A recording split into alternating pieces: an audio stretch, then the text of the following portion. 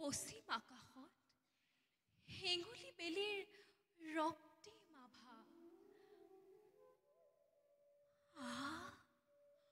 সৰোবৰত সৌৱা দুটি ৰাজহংসই আপোন পাহৰা হৈ দুয়োতে মগন। চাৰিওফালে মৌমাখি ভোমোৰাৰ মধুৰ গুঞ্জন। তাতে আকৌ কোকিলৰ সুমধুৰ ধ্বনি। এনে এক নান্দনিক পৰিৱেশতে আজি মোৰ পৰিছে মনত বৃহস্পতিৰ পুত্ৰ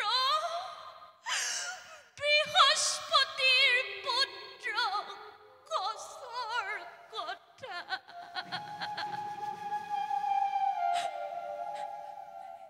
এনে পৰিৱেশতে মধুৰ বচনে শৰণ কৰি এই দেহজনীৰ আলসুৱা হৃদয় অংগে অংগে সানি দি যৌৱনৰ মিঠা পৰশ প্ৰেমৰ অনুৰাগ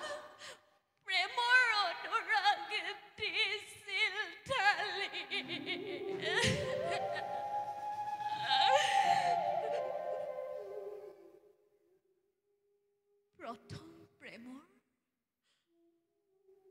প্ৰথম প্ৰেমৰ সেই মিঠা শিহৰণে সংযমৰ শৃংখলিত বান্ধোন শিথিল কৰিছিল এই ব্ৰাহ্মণ কন্যাৰ।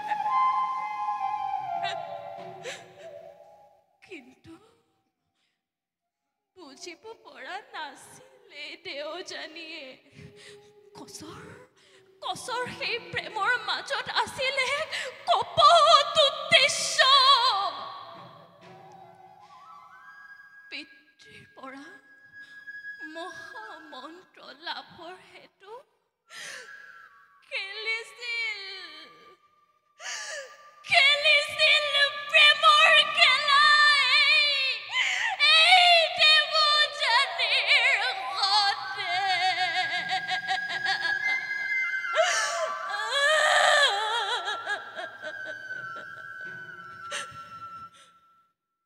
প্ৰেমৰ অভিনয় কৰি ভাঙি থৈ অকণি আলসুৱা হিয়া গুচি গ'ল বৃহস্পতি সুত থান বান কৰি মোৰ সপোনৰ গাৰে।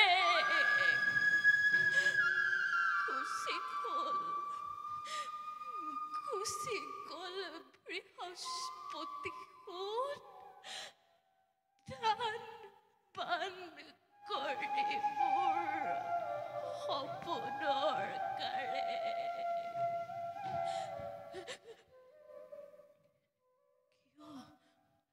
কিয় বাৰু নিষ্ঠুৰে পুৰুষ জাতি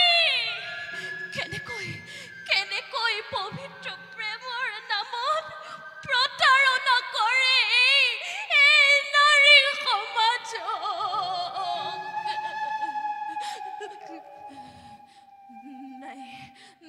নাই এই দেৱযানীয়ে কোনো কালে পুৰুষক নকৰে বিশ্বাস।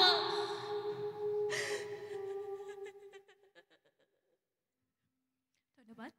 এইবাৰ মই অম্বা চৰিত্ৰতে আপোনালোকৰ আগলৈ দাঙি ধৰিবলৈ চেষ্টা কৰিছোঁ। বৰ মই কৰিছোঁ প্ৰদান। দেহান্তৰে তুমি অৰ্ধ নাৰী অৰ্ধ নৰৰূপে ভীষ্মক কৰিবা সংসাৰ। এই জন্মে ঈৰ্ষা মৃত্যু দেৱব্ৰত অবৈধ হবাৰ। অবৈধ শুনা যত দেৱতা মানৱ কিম্বা গন্ধৰ্ব কিন্নৰ ভীষ্মক মই বধিবৰ বাবে মোৰ এই দেহ ঘটাম দেহান্তৰ।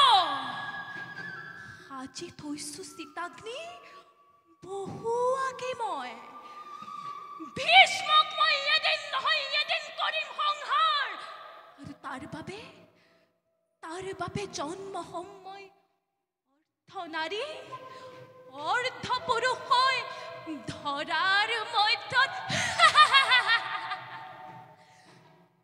হে মহেশ্বৰ জীৰ্ণ তনু মোৰ জৰ্জৰিত